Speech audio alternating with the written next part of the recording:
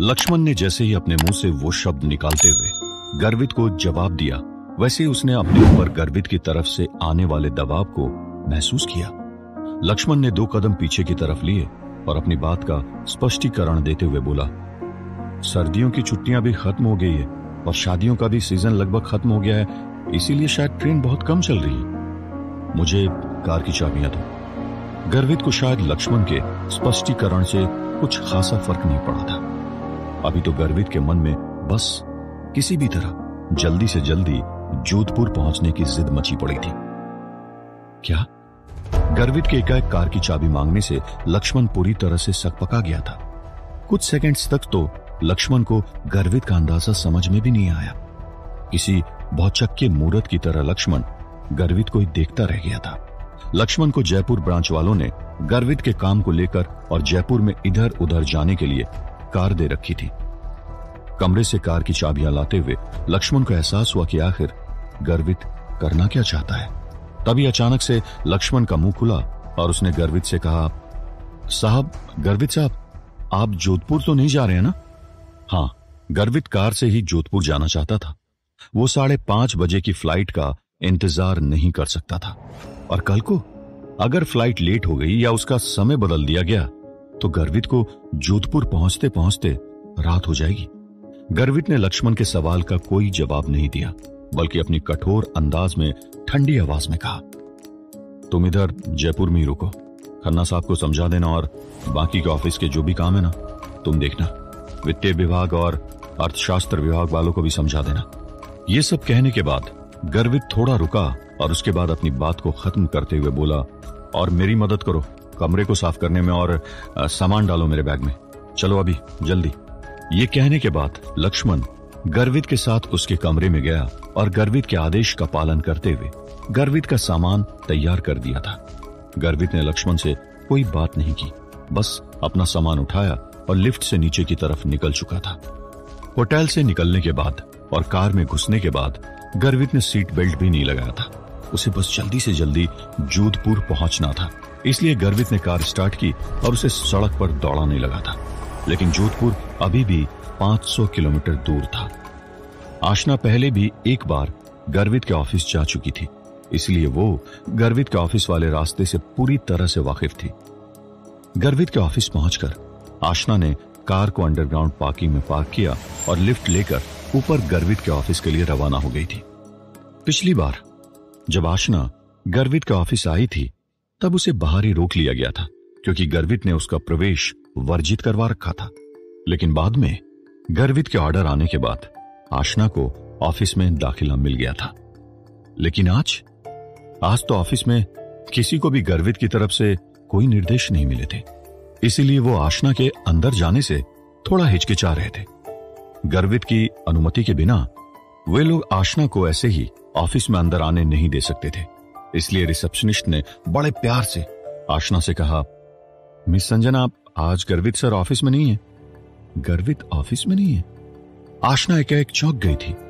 तभी अपने सवालों का पिटारा खोलते हुए आशना ने रिसेप्शनिस्ट से पूछा, क्या तुम्हें पता है कि वो कहां है या फिर किसके साथ हैं?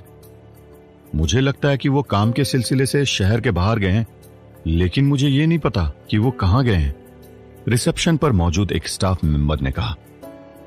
ओह, आशना के मुंह से ये शब्द निकलने के बाद आशना पूरी तरह से निराश हो गई थी।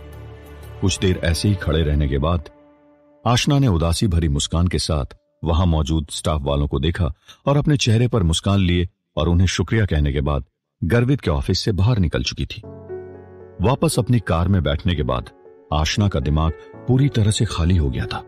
उसे समझ नहीं आ रहा था कि वो क्या करे और कहां जाए।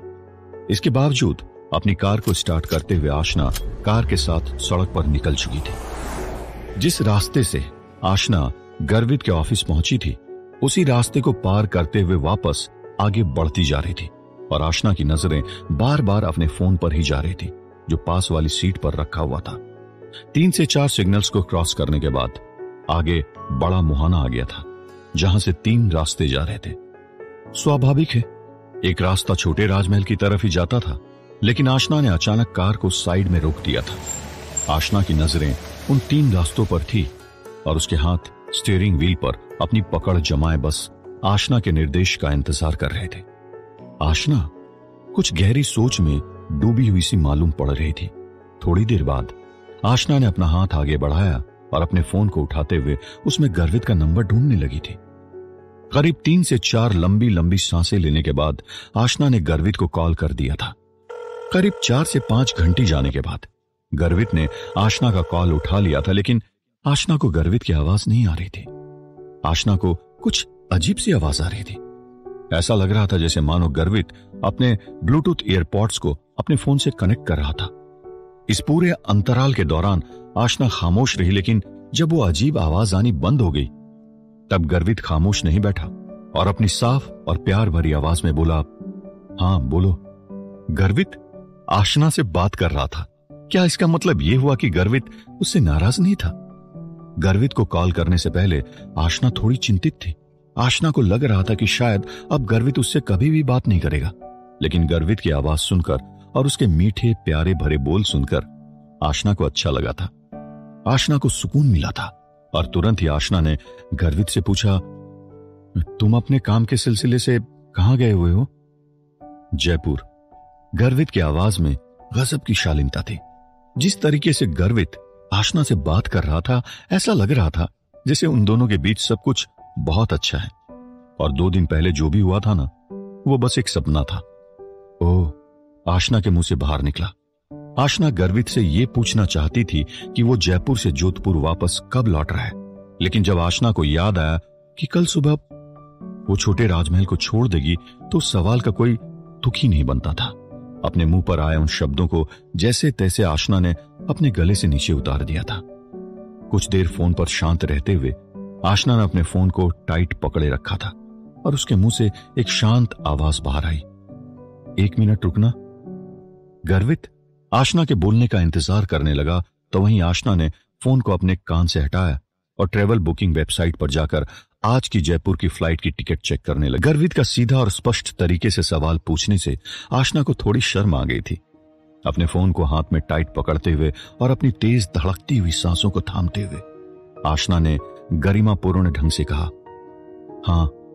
सामने से गर्वित का कोई जवाब नहीं आया था, लेकिन आशना के गालों पर एक लाल लाली छा गई थी। आशना को लगा कि शायद गर्वित ने उसका जवाब नहीं सुना है, इसलिए वापस से अपना मुंह खोलते हुए बोली, मैं तुमसे मिलने ही आ रही हूं। गर्वित आशना की सारी बातें सुन रहा था और अपने सामने हाईवे की सड़क को देखते हुए मन ही मन सोच रहा था कि शायद वो कोई सपना देख रहा है। उसके लिए ये सब अचानक होना किसी सपने से भी बढ़कर था। आशना के मुंह से निकले शब्दों को अपने मन में बार बार दोहराते हुए और दिल में आशना की आस के दिए जलाते हुए गर्वित ने साफ और धीमे स्वर में आशना से पूछा, तो तुम्हें लेने कब आऊं? 5:30 बजे।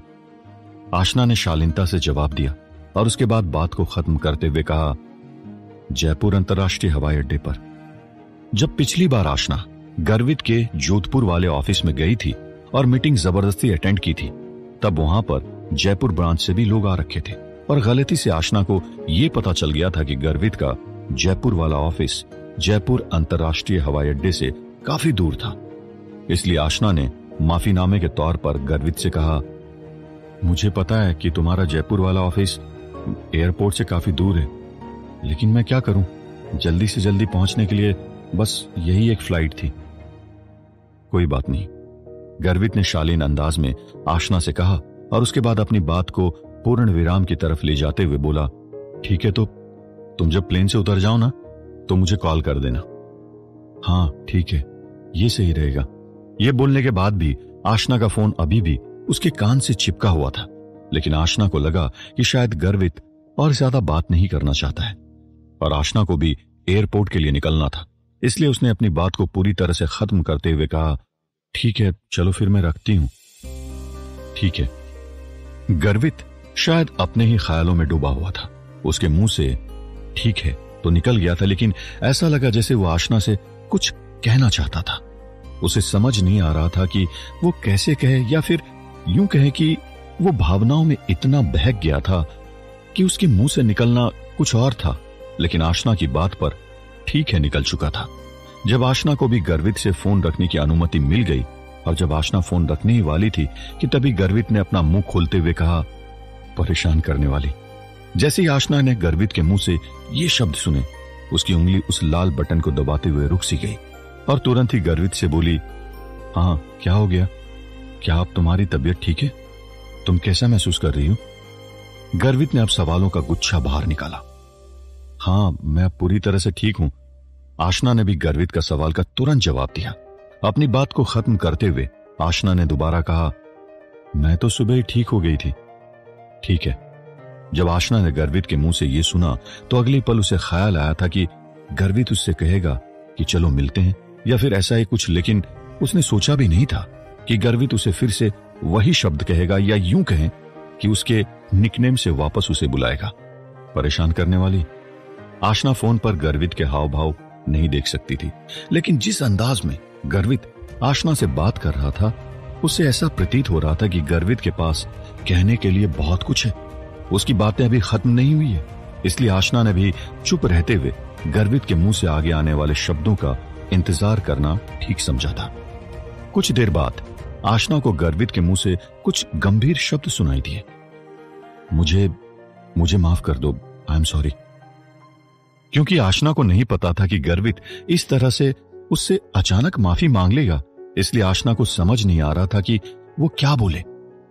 उस अंगूठी के मिलने के बाद से ही आशना का मन गर्वित से मिलने के लिए कावरा बावरा हो रहा था और आशना भी गर्वित से अपना सवाल पूछना चाहती थी। वो सवाल किसी भी वक्त आशना के होठों पर आने ही वाला था कि तभी अचानक क्या हुआ होगा आगे? क्या गर्वित को कुछ नहीं, लेकिन क्या आशना और गर्वित मिल पाएंगे या उनकी खराब किस्मत का दौर यूं ही चलता रहेगा? क्या आशना जयपुर पहुंच पाएगी या कार चलाते वक्त कुछ हादसा? क्या करेगी आशना और क्या आशना अपने मन का सवाल गर्वित के सामने रख पाएगी? क्या आशना का जयपुर जाना गौरी गुप्ता और संजना को पता चलेगा? क्या आशना के सवाल का जवाब गर्वित का हां होगा? और क्या अब असली संजना का पत्ता कट जाएगा? इस दिलचस्प कहानी में और भी कई रंग हैं। जानने के लिए सुनते रहिए ये प्यार नहीं आसान।